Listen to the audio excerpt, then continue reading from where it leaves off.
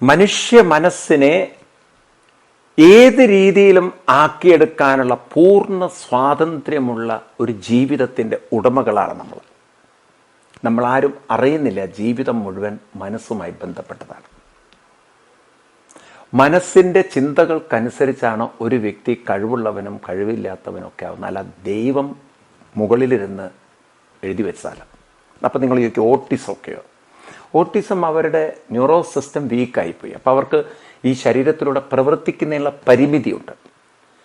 അതായത് നിങ്ങൾക്ക് BMW കാറോ Audi കാറോ അല്ലെങ്കിൽ മെർസിഡീസ് ബെൻസോ നിങ്ങളടുത്ത് എത്ര കോടികൾ വിലയുള്ള കാറായാലും ഈ ടയറിൻ്റെ അകത്ത് കാറ്റില്ലെങ്കിൽ എന്ത് കാറ്?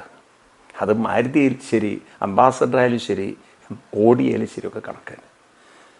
ഇതുപോലെയാണ് മനുഷ്യൻ്റെ ഈ ചിന്തകളും അത് എക്സിക്യൂഷൻ നടത്തുന്ന പ്രാണശക്തികളും. വാസ്തവത്തിൽ ഈ നമ്മൾ പറയുന്ന ഓട്ടിസം, അതുപോലെ തന്നെ മെൻ്റലി ചാലഞ്ചർ എന്നൊക്കെ പറയുന്ന കുട്ടികളുണ്ടല്ലോ, അവരുടെ തോട്ട്സുകൾക്കല്ല പ്രശ്നം. അവരുടെ തോട്ട്സുകൾ പരിമിതമായി പോകുന്നതിന് കാരണം ആ തോട്ട്സുകളെ അവർക്ക് എക്സ്പ്രസ് ചെയ്യാൻ പറ്റുന്ന കുറേ ഓർഗൻസ് വീക്കായി പോയതാണ്. ആ ഓർഗൻസിനെ നമുക്ക് കറക്റ്റ് ചെയ്യാൻ നമ്മുടെ ഇന്ന് മെഡിക്കൽ സയൻസ് ടെക്നോളജി ഡെവലപ്പ് ചെയ്തിട്ടില്ല. ഇപ്പം നമുക്ക് ഒരു കുട്ടിക്ക് സംസാരിക്കാനുള്ള കഴിവില്ലെങ്കിൽ ആ കുട്ടിയുടെ വോക്കൽ കോഡ് മാറ്റിവെച്ച് വേറൊന്ന് വെക്കാനുള്ള ഒരു സിസ്റ്റം ഡെവലപ്പ് ചെയ്തിട്ടില്ല. ഇപ്പം ഡെവലപ്പ് ചെയ്ത് വരുന്നുണ്ട്. ഇനി നാളെ എങ്ങനെയൊക്കെയാണ് സംഭവിക്കുക നമുക്കറിയില്ല. ഇപ്പം നമുക്ക് പന്നിയുടെ ഹാർട്ട് വരെ മാറ്റി വെച്ചിട്ടുണ്ട് മനുഷ്യ ശരീരത്തിലേക്ക്. നാളെ ഒരു ആടിൻ്റെ വോക്കൽ കോഡ് വയ്ക്കാൻ പറ്റുമെന്ന് എനിക്കറിയില്ല. എന്താ ലോകം കണ്ടുപിടിക്കുകയിരിക്കാം. പണ്ട് ഭാഗവതത്തിലൊരു കഥയുണ്ട്, ദക്ഷന് ആടിൻ്റെ തല വെച്ചു കൊടുത്തതായിട്ട്. മനുഷ്യ തല മാറ്റിയിട്ട് ആടിൻ്റെ തല. ഇനിയിപ്പോൾ അതൊക്കെ യാഥാർത്ഥ്യമാവുന്ന ഒരു ലോകത്തിലേക്കായിരിക്കും നമ്മൾ പോകുന്നത്. അങ്ങനെയാണെങ്കിൽ ഈ ന്യൂറോ സിസ്റ്റങ്ങൾ, നമ്മുടെ നാഡി സിസ്റ്റങ്ങൾ, അതായത് ഈ മനസ്സിലുള്ള തോട്ട്സുകളെ നമുക്ക് പ്രവർത്തിക്കണമെങ്കിൽ ആ തോട്ട്സുകളെ എക്സിക്യൂട്ട് ചെയ്യാൻ പറ്റുന്ന നമ്മുടെ ഓർഗൻസ് അതിന് കഴിവില്ലാതെ പോയാൽ നമുക്കൊന്നും പറയാൻ പറ്റില്ല. കാരണം ഞാൻ വളരെ ഓട്ടിസമുള്ള കുട്ടികളായിട്ട് വളരെ ഒബ്സർവ് ചെയ്തപ്പം ആശയങ്ങൾ വരുന്നുണ്ട്, പക്ഷെ പറയാൻ പറ്റുന്നില്ല. കുട്ടികൾ ഇങ്ങനെ അവരിങ്ങനെ മൂളുന്നേയും പറയും, അവർക്ക് മനസ്സിലാവുന്നുണ്ട്, പക്ഷെ they are not able to express it. കാരണം ഒരുപാട് പരിമിതികളുണ്ട് അവർക്ക്. അപ്പോൾ അവരുടെ ചിന്തയിലേക്ക് അത് വരുന്നുണ്ട്, അവർക്കത് കാര്യം മനസ്സിലാവുന്നുണ്ട്, പക്ഷെ അത് എക്സിക്യൂട്ട് ചെയ്യാൻ പറ്റുന്നില്ല. ആ വിഷയങ്ങളൊക്കെ നമുക്ക് വേറെ തന്നെ പഠിക്കേണ്ടതാണ്. ഈ വിഷയം ഇതുമായിട്ട് ചേർത്ത് നമ്മുടെ സമയം നമ്മൾ വെറുതെ കളയുന്നൊരു കാര്യമില്ല. കാരണം ഇത് മെഡിക്കൽ സയൻസ് കൂടുതൽ പഠനം നടത്തുന്ന വിഷയമാണ്. എന്താണ് വാസ്തവത്തിൽ ഓട്ടിസം, അതെങ്ങനെയാണ് കുട്ടികളെ പരിമിതപ്പെടുത്തുന്നത്, അതെങ്ങനെ അവരെ പുറത്തു കൊണ്ടുവരാൻ പറ്റും.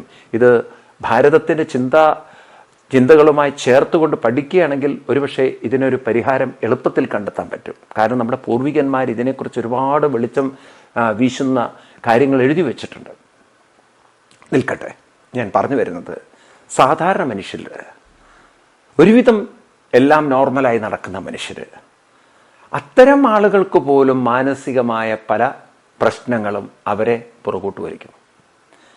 നമ്മളൊരു ഹൈസ്കൂൾ വിദ്യാഭ്യാസം കഴിഞ്ഞ് കോളേജിലൊക്കെ എത്തുമ്പോൾ പലരുടെയും ജീവിതം പുറകോട്ട് പോകുന്നത് കഴിവില്ല എന്ന് അവർ തിരിച്ചറിയുമ്പോഴാണ്. ഈ കഴിവുകേട് ആരുണ്ടാക്കി? കുട്ടിക്കാലത്തെല്ലാം ആഗ്രഹിച്ച് പിന്നീടൊന്നും എത്താതെ എത്തുന്ന എത്രയോ യുവതി യുവാക്കൾ നമ്മുടെ സമൂഹത്തിൽ കൂടുതലാണ്. കഴിഞ്ഞ ദിവസം ഞാൻ ഒരു BAMS ഡോക്ടറെ കണ്ടു, ഒരു പെൺകുട്ടി. ഞാൻ ചോദിച്ചു, ഇഷ്ടപ്പെട്ടിട്ടാണോ പ്രൊഫഷൻ? ഇഷ്ടപ്പെട്ടിട്ട് വന്നതാണ്. ചോദിച്ചു, സത്യം പറയണം, ഈ പ്രൊഫഷൻ ഇഷ്ടപ്പെട്ടിട്ടാണോ? അതെന്താ കുട്ടി ചോദിച്ചു, എന്താ അങ്ങനെ ചോദിക്കണം? ഞാൻ ഇഷ്ടപ്പെട്ടിട്ട് വന്നതാണ്, എനിക്ക് വളരെ ഇഷ്ടമാണ് ഈ പ്രൊഫഷൻ. ഞാൻ ഒന്നുകൂടി ചോദിച്ചു, സത്യസന്ധമായിട്ടാണോ പറയുന്നത്? അപ്പം ആ കുട്ടിക്ക് എൻ്റെ കണ്ണിലേക്ക് നോക്കിയിട്ട്, വാട്ട് ഈസ് യുവർ പ്രോബ്ലം, എന്താണ് എനിക്ക് പ്രശ്നമെന്ന്. ഞാൻ ആ കുട്ടിയുടെ അച്ഛനും അമ്മയെ കണ്ടേ. ആ കുട്ടിക്ക് ഇത്തിരി ഒരു വിഷമായി എൻ്റെ ചോദ്യം. ഞാൻ ചോദിച്ചു, നീ എൻട്രൻസ് കഴിഞ്ഞ് കിട്ടിയപ്പോൾ ഫസ്റ്റ് ചോയ്സ് എന്താ കൊടുത്തത്? ഫസ്റ്റ് ചോയ്സ് സത്യസന്ധമായി പറയാം, what was the first choice? പറഞ്ഞു, ഫസ്റ്റ് ചോയ്സ് MBBS ആണ്. സെക്കൻഡ് ചോയ്സ് എന്താ കൊടുത്തത്? BDS ആണ്. തേർഡ് ചോയ്സ് എന്താണ്? മൂന്നാമത്തെ ഒരു ചോയ്സ് ഉണ്ട്, അതെന്താണ്? അത് ആയുർവേദമാണ്. അപ്പോൾ ആയുർവേദം എന്ന് പറയുന്നത് ബാക്കി രണ്ടും കിട്ടാത്തത് കൊണ്ട് എടുത്തതാണ്. സത്യമാണോ? സത്യമാണ്. ഒരു പക്ഷേ MBBS കിട്ടുമായിരുന്നെങ്കിൽ ആയുർവേദത്തിന് പോവും? ഇല്ല. അപ്പം നീ ഇഷ്ടപ്പെട്ടെടുത്തതാണെന്ന് പറഞ്ഞതോ? കുട്ടി കൺഫ്യൂഷനായി. കാരണം ആ കുട്ടി വിചാരിച്ചില്ല ഞാൻ ഇത്രയും ഇതിൻ്റെ ഒരു കോംപ്ലിക്കേഷനിലേക്ക് പോകുന്നുള്ളത്. ടോട്ടലി കൺഫ്യൂഷനായി. പിന്നെ ആ കുട്ടിയുടെ കണ്ണ് നിറയാൻ തുടങ്ങി. ഞാൻ എന്താ കരയണത്? പറഞ്ഞു, അച്ഛനും അമ്മയും നിർബന്ധിച്ചു. സത്യത്തിന് എനിക്ക് വലിയ താല്പര്യം. അത് തുറന്നു പറയാൻ ആ കുട്ടി. ഈ കാര്യം നമ്മൾ പലരും അറിയുന്നില്ല. ഇവിടെ പല ആളുകളും ഡോക്ടർമാരായിരിക്കുന്നത് അവർക്ക് ഇഷ്ടപ്പെട്ടിട്ടുള്ളതല്ല. കാരണം അവർ എൻട്രൻസ് എഴുതി, എൻട്രൻസിൻ്റെ മാർക്ക് അതിനനുസരിച്ച് പിന്നെ അതിൽ റിസർവേഷൻ, പല കുന്തങ്ങളും വന്ന് ആകെ അരിച്ച് പെറുക്കി ഒരുപക്ഷെ നല്ല മാർക്കുള്ള കുട്ടികൾ പോലും അതൊക്കെ വിട്ടിട്ട് അവർക്കിഷ്ടമില്ലാത്ത മേഖലയിലേക്ക് വരേണ്ടതുണ്ട്. നിങ്ങൾ പറയൂ, ഈ ജീവിതം എന്നും ഈ കുറ്റബോധം കൊണ്ട് നടക്കില്ലേ? എന്നിട്ട് നിങ്ങൾ പുറത്തു പറയും ഞാനൊരു ഡോക്ടറാണ് ഒക്കെയാണ്. പക്ഷേ ഉള്ളിൻ്റെ ഉള്ളിൽ നിങ്ങളെ കുറ്റബോധം കൊണ്ട് നടക്കുക. അല്ലെങ്കിൽ ആ കുട്ടി പൊട്ടി കരയേണ്ട കാര്യമില്ല. ഒരു BAMS കഴിഞ്ഞ കുട്ടിയെ കരയണത്, ഡോക്ടറായ കുട്ടി. കാരണം ആ കുട്ടി ഒരിക്കലും പ്രതീക്ഷയില്ല ഞാൻ ഇത്രയും കോംപ്ലിക്കേഷൻ ഉണ്ടാക്കുന്ന, കൺഫ്യൂഷൻ ഉണ്ടാക്കുന്ന. ഞാൻ ചോദിക്കട്ടെ, ഈ തരത്തിൽ മനസ്സിൽ ഒട്ടും ആഗ്രഹിക്കാത്ത ഒരു കാര്യം, അല്ലെങ്കിൽ മനസ്സ് വിചാരിച്ചത് കിട്ടിയില്ല, വിചാരിക്കാത്തതൊന്ന് ചെയ്ത് ജീവിക്കുന്ന ആൾക്ക് നിങ്ങൾ എന്ത് സന്തോഷമുള്ള ജീവിതമാണ് പറയുന്നത്? അപ്പം ഇവരിൽ നല്ലൊരു ശതമാനം ആളുകളും ജീവിക്കുന്നത് ഉള്ളിൽ ഇതുപോലുള്ള വിഷമങ്ങളും നിരാശകളും പ്രതീക്ഷാഭംഗങ്ങളും. എന്നിട്ട് നമ്മൾ പുറത്തേക്ക് നോക്കുമ്പോൾ നമ്മൾ പറയുന്നു നമ്മൾ ഹാപ്പിയാണെന്ന്. ആ കുട്ടി എന്നോടതാ പറഞ്ഞത്, ഞാൻ ഇഷ്ടപ്പെട്ടെടുത്തതാണ്. ഞാൻ ഇഷ്ടപ്പെട്ട്, എനിക്കെന്താണ് പ്രശ്നം എന്നാണ് ആ കുട്ടിയുടെ ചോദ്യം. ഞാൻ 3 തവണ ചോദിക്കുമ്പോൾ എംബരാസ്മെൻ്റ് ആണ്. തീർച്ചയായിട്ടും ഒരാൾക്ക് ഞാൻ ഇഷ്ടപ്പെട്ടു 2-3 തവണ പറഞ്ഞ് വീണ്ടും അത് ചോദിക്കുമ്പോൾ ഒരാൾക്ക് ഇഷ്ടപ്പെടണമെന്നില്ല. പക്ഷെ ലാസ്റ്റ് കുട്ടി പൊട്ടിക്കരയുമ്പോൾ മനസ്സിലായി സത്യം വേറൊന്നാണെന്ന്.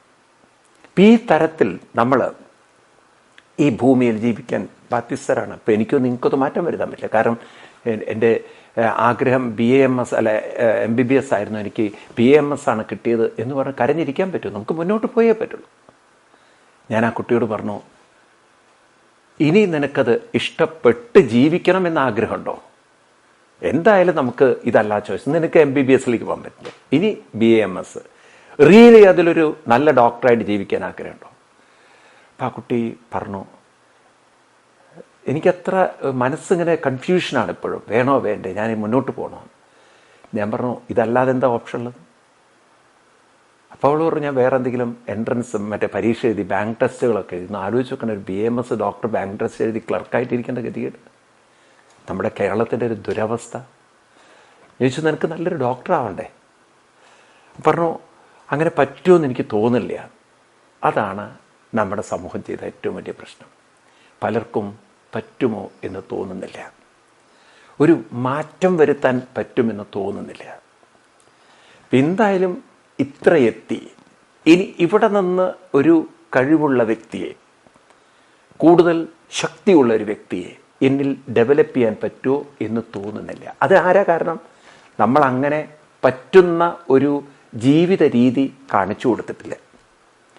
അതാണ് ഭഗവത്ഗീതയുടെ മഹത്വം. അതായത് നമുക്കൊരിക്കലും പറ്റുമെന്ന് തോന്നുന്നില്ല എന്ന് പറയുന്ന ആ ഒരു തലത്തിൽ നിന്ന് നിങ്ങൾക്ക് പറ്റും, നിങ്ങൾക്ക് സാധിക്കും, നിങ്ങൾക്ക് അങ്ങനെ ഒരു നല്ല വ്യക്തിത്വത്തെ നിങ്ങളെ രൂപപ്പെടുത്താൻ സാധിക്കും എന്ന് കോൺഫിഡൻസ് തന്നുകൊണ്ട് നമ്മളെ കൈപിടിച്ചുയർത്താൻ സാധിക്കുന്ന ഉത്തമ കൃതിയാണ് ഭഗവത്ഗീത.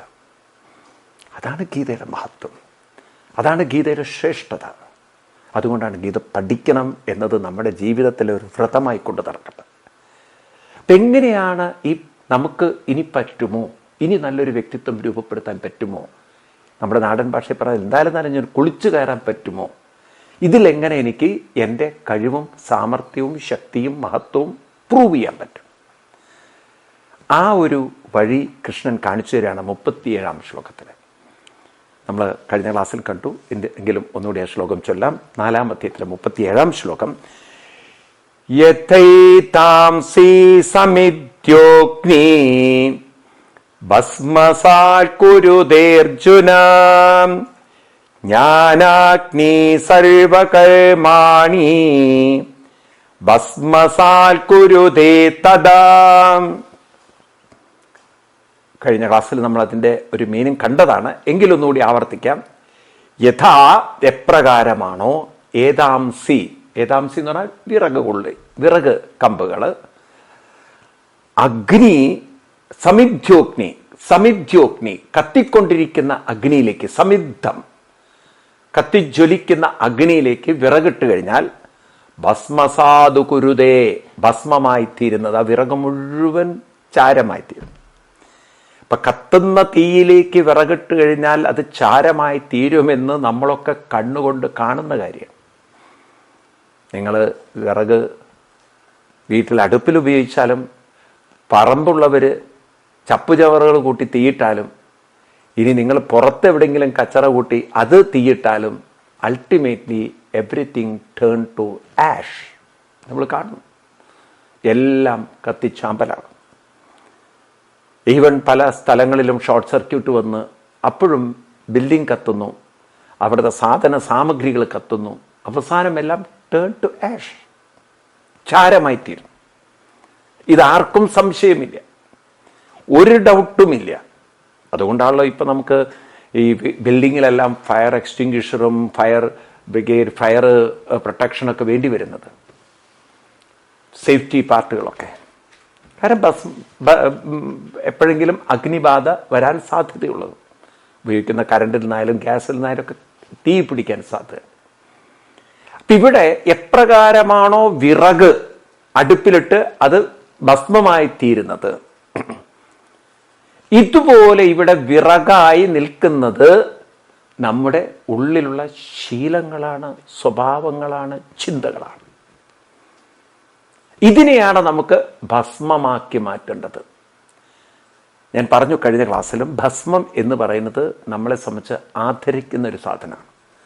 പശുവിൻ്റെ ചാണകം കത്തിച്ചുള്ള ഭസ്മം നമ്മൾ തൊടുന്ന കാര്യങ്ങളൊക്കെ കഴിഞ്ഞ ക്ലാസ്സിൽ പറഞ്ഞു. ഇനി അല്ലാത്ത ഭസ്മമാണെങ്കിലും നമ്മളത് ഒരു പാഴ്വസ്തു ആയി കരുതാറില്ല, അതൊരു വളം ആയി കണ്ട് പറമ്പിൽ കൊണ്ടുവരും. പാഴ്വസ്തു എന്ന് പറയുന്നത് നമ്മളെ സംബന്ധിച്ച് ഇനി വലിച്ചെറിയാമെന്നുള്ളതല്ല, അതിനെങ്ങനെയെങ്കിലും ഉപയോഗപ്പെടുത്താമെന്നുള്ളത്. അപ്പം നമ്മളെ സംബന്ധിച്ച് അത് വീണ്ടും അടുത്തൊരു കൃഷിക്ക്, ചെടികൾക്ക് വേണ്ടി നമ്മളതിനെ ഒരു വളമായിട്ട് ഉപയോഗിക്കുകയാണ്. ചാരത്തിൽ നിന്നും പച്ചപ്പുണ്ടാക്കാൻ, വീണ്ടും തെളിച്ചമുണ്ടാക്കാൻ, ജീവൻ പകരാൻ. ഇവിടെയാണ് നമ്മുടെ ജീവിതത്തിൻ്റെ മഹത്വം.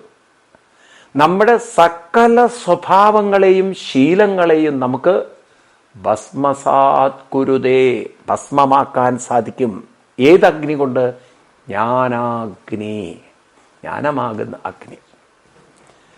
അപ്പൊ എന്താണ് ഈ ജ്ഞാനമാകുന്ന അഗ്നി? ജ്ഞാനം എന്നതുകൊണ്ട് അർത്ഥമാക്കുന്നത് നാം സ്കൂളുകളിലോ കോളേജുകളിലോ യൂണിവേഴ്സിറ്റികളിലോ പഠിക്കുന്ന വിഷയമല്ല. ഇവിടുത്തെ ജ്ഞാനം എന്ന് പറയുന്നത് ആത്മശക്തിയുടെ, ആത്മസുഖത്തിൻ്റെ, മനോബലത്തിൻ്റെ, മനോധൈര്യത്തിൻ്റെ, മനോസുഖത്തിൻ്റെ ഒരു ജീവിത പാത ഡെവലപ്പ് ചെയ്യലാണ്. ഇതൊരു മാർഗത്തെക്കുറിച്ചുള്ള ജ്ഞാനമാണ്. ജീവിതം സുന്ദരമാക്കുന്ന, ജീവിതം വികസിപ്പിച്ചെടുക്കുന്ന മാർഗത്തെക്കുറിച്ചുള്ള ജ്ഞാനം. ആ ജ്ഞാനം നമ്മുടെ ജീവിതത്തിൽ, അതായത് എൻ്റെ ജീവിതം എനിക്ക് സുന്ദരമാക്കിയെടുക്കാൻ സാധിക്കും. ആഗ്രഹിച്ചാൽ പോരാ, അത് ആഗ്രഹിച്ചതുകൊണ്ട് കാര്യമില്ല. നായമാത്മാ പ്രവചനേന ലഭ്യ മേധയാ ബഹുനാ ശ്രുതേന എന്ന് കഠോപനിഷത്തിൽ പറയും. കേവലം കേട്ടതുകൊണ്ടോ കേവലം അങ്ങനെ ആഗ്രഹിച്ചതുകൊണ്ടോ സാധ്യമല്ല. ഇതാണ് ബഹുഭൂരിപക്ഷം യുവാക്കളും യുവതികളും പെട്ടുപോകുന്നത്. നന്നാവണമെന്നുണ്ട്, നേരെയാവണമെന്നുണ്ട്, മാറ്റം വരുത്തണമെന്നുണ്ട്. എനിക്ക് അറിയാം ഇങ്ങനെയൊന്നും ജീവിച്ച കാര്യമില്ല എന്ന്, എനിക്കറിയാം എൻ്റെ ജീവിതത്തിൽ ഞാൻ ഒന്നും നേരെയാവുന്ന നല്ല കാര്യങ്ങൾ ചെയ്യുന്നില്ല. ഇങ്ങനെ വിലപിച്ചതുകൊണ്ടോ അപലപിച്ചതുകൊണ്ടോ സ്വയം അവനവനെ തന്നെ താഴ്ത്തിക്കെട്ടിയത് കൊണ്ടോ പശ്ചാത്തപിച്ചതുകൊണ്ടോ കാര്യമില്ല. നമുക്ക് വേണ്ടത് ജ്ഞാനാഗ്നി, ജ്ഞാനമാകുന്ന അഗ്നി കൊളുത്തണം. ഈ ജ്ഞാനമാകുന്ന അഗ്നി, അതിൽ 2 കാര്യങ്ങളുണ്ട്, 2 തിങ്സ്. ഒന്നാമത്തത്, നമ്മളെ സംബന്ധിച്ച് നമുക്ക് മാറ്റം വരുത്താൻ സാധിക്കും എന്ന ആദ്യത്തെ തിരിച്ചറിവ്. I can transform myself, I can change. ഈ കാര്യത്തിൽ നിങ്ങൾക്ക് ഉറപ്പുണ്ടാവണം. എനിക്ക് മാറ്റം വരുത്താൻ ആഗ്രഹമുണ്ടെന്നല്ല, എനിക്ക് മാറ്റം വരുത്താൻ സാധിക്കും, എനിക്ക് മാറ്റം വരുത്താൻ പറ്റും. ആ കോൺഫിഡൻസ് ഇതെങ്ങനെ കിട്ടും? ആ കോൺഫിഡൻസ് എങ്ങനെ കിട്ടുക? Confidence comes when you have A punctuality, when you develop A punctuality. വളരെ പങ്ക്ച്വലാവുക, കൃത്യനിഷ്ഠയുള്ളവർ. അപ്പം നമ്മൾ ഡെയിലി ഒരു 5 മണിക്ക് എണീക്കുക എന്ന് തീരുമാനിച്ച് നിങ്ങളൊന്ന് ഡെയിലി പ്രവർത്തിക്കുമ്പോൾ എന്ത് നിരന്തരം ചെയ്യുന്നുണ്ടോ, എവറി മൊമെൻറ്റം ഡെവലപ്പ് സ്ട്രെങ്ത്. നിങ്ങൾ കാറൊന്ന് വീട്ടിൽ നിന്ന് റോട്ടിലേക്ക് എടുത്ത് പിന്നെ നിങ്ങൾ പതുക്കെ ഓടിച്ച് അതൊന്ന് ഒരു സ്പീഡ് ഡെവലപ്പ് ചെയ്ത് കഴിഞ്ഞാൽ പിന്നെ നിങ്ങൾക്ക് 4th ഗിയറിലോ 5th ഗിയർ ഉണ്ടെങ്കിൽ അതിലോ നിങ്ങൾക്ക് അനായാസേന ഓടിക്കാൻ പറ്റും. അപ്പോൾ ഏത് കാര്യത്തിലും first you have to take out the car from the garage. നിങ്ങളുടെ പോർച്ചിൽ നിന്ന് കാർ പുറത്തെടുക്കണം. അല്ലാതെ നിങ്ങൾക്ക് ഒരിക്കലും കാർ റോട്ടിലിറക്കി ഓടിക്കാൻ പറ്റില്ല. ഇതുപോലെ ലെറ്റ് us സ്റ്റാർട്ട്. ഈ സ്റ്റാർട്ടിംഗ് പോയിന്റാണ് കൃത്യനിഷ്ഠ. അങ്ങനെ നമ്മൾ ജീവിതം ഒരു കൃത്യനിഷ്ഠയിൽ കൊണ്ടു നടക്കാൻ ശീലിക്കുക. ആ സമയത്ത് നമുക്ക് മനസ്സിലുറപ്പ് വേണം, എന്താണ്, എന്ത് ഞാൻ നിരന്തരം പ്രാക്ടീസ് ചെയ്യുന്നുണ്ടോ, ദിസ് മോഷൻ ഡെവലപ്സ് സ്ട്രെങ്ത്. എന്തും നിരന്തരം ചെയ്യുമ്പോൾ അതൊരു സ്ട്രെങ്തായി മാറും. പലപ്പോഴും നമ്മുടെ ആളുകൾ അവർ സ്വന്തം ജീവിതത്തിൽ അവർക്ക് അനുഭവമുള്ള കാര്യം ഞാൻ പറയണത്. ഞങ്ങൾ ഏതാനും മാസം മുമ്പ് ബദ്രീനാഥിലൊക്കെ പോകണ്ടായി. കേദാർ, ബദ്രീനാഥൊക്കെ. ഏത് വ്യക്തിക്കും ആഗ്രഹമില്ലാത്തതല്ല ഹിമാലയ സാനുക്കൾ കാണുന്നുള്ളത്. പക്ഷെ പലർക്കും പറ്റാത്തതിന് കാരണം അവർക്ക് നടക്കാൻ പറ്റുമോ, യാത്ര ചെയ്യാൻ പറ്റുമോ കോൺഫിഡൻസ് ഇല്ല. ഈ കോൺഫിഡൻസ് ഉണ്ടാകാൻ വേണ്ടി നമ്മൾ നേരത്തെ പറയും, നോക്കൂ, നിങ്ങൾ ഡെയിലി വാക്ക് ചെയ്യണം, കുറച്ച് യാത്ര ചെയ്യണം, രാവിലെ ഡെയിലി നിങ്ങൾ നടക്കാൻ ശീലിക്കണം, എന്നാലേ നിങ്ങൾക്ക് കയറാൻ പറ്റുള്ളൂ, നടക്കാൻ പറ്റുള്ളൂ. അപ്പോൾ ഡെയിലി അങ്ങനെ ഒരു ഷെഡ്യൂൾ നടത്തം ശീലിക്കുന്നവർക്ക് ഒരു ചെറിയ കയറ്റം കയറാൻ പ്രയാസമില്ല. പക്ഷെ ഒരിക്കലും ഒരല്പം പോലും നടക്കാൻ പരിശ്രമിക്കാതെ ശീലിക്കാതെ അങ്ങനെ ഒരു സംസ്കാരം ഡെവലപ്പ് ചെയ്യാതെ ഒരു സുപ്രഭാതം നിങ്ങൾ ഹിമാലയത്തിൽ പോകണമെന്ന് ആഗ്രഹിച്ചാൽ പോലും നിങ്ങൾ നരകിക്കുകയുള്ളൂ. കാരണം ഒരു അടി വയ്ക്കാൻ നിങ്ങൾക്ക് പറ്റില്ല, മുന്നോട്ടൊരു സ്റ്റെപ്പ് വയ്ക്കാൻ പറ്റില്ല. ആളുകൾ ആസ്വദിക്കണമെന്ന് ആഗ്രഹിക്കണം, പക്ഷെ ദുഃഖിക്കണം. എനിക്ക് ഓർമ്മയുണ്ട്, ഞങ്ങളുടെ കൂടെ വൃന്ദാവനത്തിൽ കുറേ ആളുകൾ വന്നിട്ട് അവർക്ക് നടക്കാൻ പറ്റാത്തത് കൊണ്ട് അവർ അവിടുത്തെ ഇലക്ട്രിക് ഓട്ടോയിൽ പോയിട്ട് കാണേണ്ട സ്ഥലമൊക്കെ കണ്ടു. അപ്പോൾ അവർ പറഞ്ഞു, 2 മണിക്കൂറുണ്ട്, ഞങ്ങൾ 7 മണിക്കൂറുകൊണ്ട് നടക്കേണ്ട കാര്യം ചെയ്ത് ഡ്രൈവർമാരെ കൊണ്ടുവരാമെന്ന് പറഞ്ഞിട്ട്. ഓ നന്നായി, 2 മണിക്കൂറേ വേണ്ട. അവർ വളരെ സന്തോഷത്തിലാണ്. കാരണം ഞങ്ങൾ 7 മണിക്കൂറുകൊണ്ട് നടന്നെടുക്കുന്നത് 2 മണിക്കൂറുകൊണ്ട് അവരെടുക്കുകയാണ്. അവരെ കഷ്ടകാലത്തിന് ഇതെല്ലാം തിരിച്ച് ബസ്സിൽ കയറിയിരുന്ന്, ബസ്സിലാണെങ്കിൽ ഒട്ടുക്കത്തെ കൊതുകും. ഞങ്ങൾ വരുമ്പോൾ ഒക്കെ അടി പിട്ടി ബഹളം കൊതുകിനോട്. എന്നിട്ട് കിടന്ന് പ്രാക്ക്. കാരണം 7 മണിക്ക് ഞങ്ങൾ 7 മണിക്കൂർ എടുത്തിട്ടാണല്ലോ വരുന്നത്. അത്രയും കൊതുക് അടിക്കേണ്ടി വന്നു. ശപിച്ചും ദേഷ്യപ്പെട്ടും ആരെ ചീത്ത വിളിക്കാൻ? അവർ തമ്മിൽ ചീത്ത വിളിക്കുക. ആരാ അവിടെ നടക്കാൻ, മറ്റേ വണ്ടി എടുത്ത് പോകാൻ പറഞ്ഞാൽ കുറച്ച് നടക്കായിരുന്നു, കുറച്ച് വൈകി വന്നാൽ മതി, എന്തിനാ എത്ര നേരത്തെ വന്നത്, എന്തിനാ അത്ര ഓടി വന്നത്, 2 മണിക്കൂറിൻ്റെ തീർത്ത് വന്നിരിക്കുകയാണ്. എന്നിട്ട് കഴിഞ്ഞു. മനുഷ്യന് ഇതുപോലെ അനുഭവങ്ങൾ അനുഭവിക്കണം. അപ്പം നമ്മൾ ഒരു കാര്യം മനസ്സിലാക്കേണ്ടത്, practice alone makes man perfect. പരിശീലനം തന്നെയാണ് നമുക്ക് ശക്തി ഉണ്ടാക്കുന്നത്.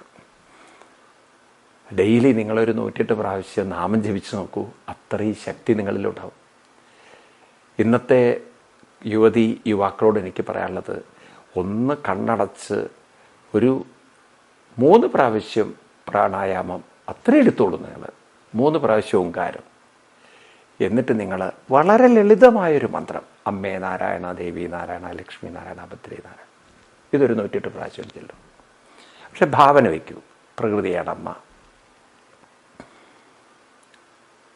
നല്ല ചിന്തകളാണ് ദൈവീക ശക്തി. ഈ ദൈവീകമായ ശക്തിയിൽ നിന്ന് കിട്ടുന്ന ശക്തിയാണ് ഐശ്വര്യം. അപ്പോഴാണ് ഐശ്വര്യമുള്ള ജീവിതത്തിലാണ് എല്ലാം ഭദ്രമായി നടക്കുന്നത്. ഇങ്ങനെ ഒന്ന് മനസ്സിൽ വിചാരിച്ചുകൊണ്ട് ഒന്ന് നാമം ജപിച്ചു നോക്കൊരു 108 തവണ. അത് 200 ആക്കുക, ഒരു 1008 വരെ എത്തിക്കുക. അത്രയും നമ്മൾ ജപിക്കും തോറും മനസ്സിൽ ശക്തി രൂപം. ഈ നിരന്തരമായ പരിശ്രമങ്ങളൊക്കെ ശക്തി കൂട്ടും. എപ്പോഴും ഓർമ്മ വേണം, മനസ്സിൻ്റെ ശക്തി കൂട്ടുമ്പോഴാണ് മനസ്സിൻ്റെ ധൈര്യം കൂടുന്നത്. മനസ്സിൻ്റെ ശക്തി കൂടുമ്പോഴാണ് മനസ്സിൻ്റെ ഏകാഗ്രത കൂടുന്നത്. മനസ്സിൻ്റെ ശക്തി കൂടുമ്പോഴാണ് മനസ്സിൻ്റെ സുഖം വർദ്ധിക്കുന്നത്. ദുർബല മനസ്സിന് എന്തു സുഖം? അശാന്തസ്യ കുതസുഖം. 2-ാം അധ്യായത്തിൽ കൃഷ്ണൻ പറഞ്ഞതാണ്, അശാന്തസ്യ കുതസുഖം. അപ്പം മനസ്സിന് നല്ല ശക്തി വേണമെങ്കിൽ ജ്ഞാനമാകുന്ന അഗ്നിയിലേക്ക് നിരന്തരം മനസ്സിനെ ഇട്ടുകൊണ്ടിരിക്കണം. അപ്പം എപ്പോഴാണ് മനസ്സിനെ ശക്തി കെട്ടുക? ഭസ്മസാത് കുരുതേ. നമ്മുടെ ഉള്ളിലുള്ള പല ശീലങ്ങളും സ്വഭാവങ്ങളും ഭസ്മമായി തീരുമ്പോൾ, ശ്രദ്ധിക്കുക നിങ്ങൾ, ഭസ്മമായി തീരുക എന്ന് പറഞ്ഞാൽ ഇവിടെ ലിറ്ററലി ഭസ്മമാവലല്ല. ഇവിടെ ഭസ്മമായി തീരുക എന്ന് പറഞ്ഞാൽ ഇതും കേട്ടിട്ട് നിങ്ങൾ തലയിൽ പെട്രോളോ മണ്ണെണ്ണോ ഒഴിച്ചിട്ട് ഞാൻ ഭസ്മമാക്കി തീർക്കാൻ പോവുകയാണ്. കൃഷ്ണൻ പറഞ്ഞിട്ട് ഒക്കെ ഭസ്മമായി തീർന്ന പ്രശ്നം തീർന്നു. അത് പെട്രോളായി തീരും, പെട്രോളിൽ കത്തിത്തീരും, അല്ലാതെ ഭസ്മം ആവില്ല. ഇവിടെ ഭസ്മമാക്കുക എന്നുള്ളതൊരു പ്രയോഗമാണ്. ഇവിടെ ഭസ്മമാക്കേണ്ടത് നമ്മുടെ ശീലങ്ങളാണ്. അതെങ്ങനെയാണ് ഭസ്മമാവുക? ഭസ്മമാക്കണ്ട, വിറക് കത്തിയാൽ തന്നെ ഭസ്മമാണ്. അതായത് വിറക് കത്തും തോറും ഈ ആളിക്കത്തൽ വിറകിനെ ഭസ്മമാക്കുന്നത് പോലെ നമ്മുടെ ഉള്ളിലുള്ള പല പ്രശ്നങ്ങളും പ്രയാസങ്ങളും ഒക്കെ പരിഭവങ്ങളൊക്കെ ഭസ്മമായി തീരും ഈ അഭ്യാസമാകുന്ന അഗ്നിയിൽ. എത്രത്തോളം ആത്മാർത്ഥതയോടെ നാം അഭ്യസിക്കുന്നുണ്ടോ അത്രത്തോളം ഈ വാസന ഭസ്മമായി തീരും. നിങ്ങളുടെ പ്രശ്നങ്ങൾ പരിഹരിക്കപ്പെടുന്നത് നിങ്ങളുടെ കൃത്യനിഷ്ഠയിലും കൃത്യമായ റെഗുലറായ അനുഷ്ഠാനത്തിലും, നിരന്തരമായ അനുഷ്ഠാനത്തിലും. ഇതിന് നിങ്ങൾ തയ്യാറുണ്ടോ? നിങ്ങൾ ഒരിക്കലും തളരുകയില്ല. ഒരാത്മഹത്യ എന്ന ചിന്ത നിങ്ങൾക്ക് വരില്ല. അത് ആത്മഹത്യ ചെയ്യാൻ പ്രേരിപ്പിക്കുന്ന ദുർബല ചിന്തയാണ്. നിങ്ങളെ തളർത്തുന്ന ദുർബല ചിന്തയാണ്. നിങ്ങളെ വിഷമിപ്പിക്കുന്ന ദുർബല ചിന്തയാണ്. അത് നിങ്ങൾക്ക് ചെയ്യേണ്ടി വരില്ല. കാരണം നിങ്ങളുടെ കൃത്യനിഷ്ഠമായ അനുഷ്ഠാനം തരുന്ന നിരന്തരമായ പ്രാക്ടീസിലൂടെ കിട്ടുന്ന ശക്തി നിങ്ങളുടെ ദുർബലതയെ മുഴുവൻ ഭസ്മമാക്കി മാറ്റും. അതങ്ങനെ കത്തിച്ചാമ്പലാക്കി കളയും. ഇത് എത്ര മനോഹരമായിട്ടാണ് കൃഷ്ണൻ പറഞ്ഞു തന്നിരിക്കുന്നത്. നമ്മുടെ ജീവിതത്തിൽ ഇത് രണ്ടും തിരിച്ചറിയുക. ഒരു വശത്ത് നമ്മളെ ദുർബലമാക്കുന്ന ചിന്തകളെ നാം തിരിച്ചറിയുക. അത് നമ്മൾ അറിയുന്നില്ലെങ്കിൽ കഴിഞ്ഞ കാര്യം. നാം തിരിച്ചറിയുക, എന്നെ ദുർബലമാക്കുന്നത് എൻ്റെ ചിന്തകളാണ്. നമുക്കറിയാം, പക്ഷേ we don't accept it, we don't recognise it. ഇതുപോലെ നമുക്ക് അതിൽ നിന്ന് പുറത്തു കടക്കാൻ കഴിയുമെന്ന ആത്മധൈര്യവും, എന്ന് വെച്ചാൽ ഒരു കൃത്യനിഷ്ഠയും, രണ്ടാമത്തെ നിരന്തരമായ അനുഷ്ഠാനം കൊണ്ട് എൻ്റെ ഉള്ളിൽ രൂപപ്പെടുന്ന ശക്തി കൊണ്ട് എനിക്ക് എൻ്റെ പ്രശ്നങ്ങളെ മറികടക്കാൻ സാധിക്കും. ഞാനതിന് നിരന്തരമായ പരിശീലനം മാത്രമാണ് ചെയ്യേണ്ടത്. ഈ തിരിച്ചറിവ് മതി നമുക്ക് പ്രശ്നങ്ങളെ പരിഹരിക്കാൻ പറ്റും. അപ്പം അതുകൊണ്ട് കൃഷ്ണൻ പറയുന്ന ജ്ഞാനാഗ്നി സർവകർമാണി ഭസ്മസാൽ, നമുക്ക് ജ്ഞാനമാകുന്ന അഗ്നി കൊണ്ട് എൻ്റെ എല്ലാ പ്രശ്നങ്ങളെയും എനിക്ക് പരിഹരിക്കാൻ സാധിക്കുമെന്ന ഒരു മനോബലം, മനഃശക്തി നമുക്ക് കൃഷ്ണൻ കൈരാണ്ട് തരികയാണ്. വേണമെങ്കിൽ സ്വീകരിക്കാം, വേണമെങ്കിൽ നന്നാവാം, വേണമെങ്കിൽ മാറ്റം വരുത്താം, വേണമെങ്കിൽ പരിവർത്തനം ഉണ്ടാക്കാം, വേണമെങ്കിൽ.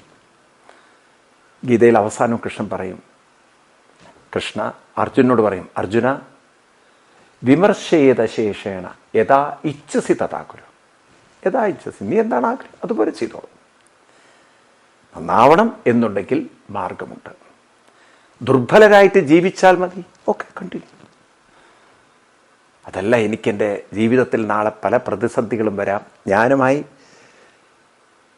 ഉള്ള കുടുംബത്തിൽ പ്രശ്നങ്ങൾ വരാം, അതിലൊക്കെ ഞാൻ ഒരു കരുത്തായി നിൽക്കണമെങ്കിൽ, എൻ്റെ മനസ്സിന് ആ ബലം വേണമെങ്കിൽ ഞാൻ പരിശീലിച്ചാൽ മാത്രമേ, പ്രയത്നിച്ചാൽ മാത്രമേ, ഞാൻ നിരന്തരം പ്രവർത്തിച്ചാൽ, അതിനു വേണ്ടി ഞാൻ മനസ്സർപ്പിച്ച് പ്രവർത്തിച്ചാൽ മാത്രമേ എനിക്ക് ആ ശക്തി കിട്ടുകയുള്ളൂ എന്നുള്ള ബോധ്യമുണ്ടാകണം.